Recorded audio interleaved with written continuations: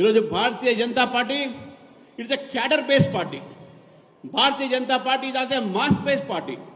Bharatiya Janata Party is ideological based party. మన సిద్ధాంతాన్ని మనం మర్చిపోలేం, మన క్యాడర్ని మనం మర్చిపోలేం. ఈ రెండు కలిసి మనం మాస్లో పోదాం. అప్పుడే ఈ మాస్ బేస్ పొలిటికల్ పార్టీ అవుతుంది.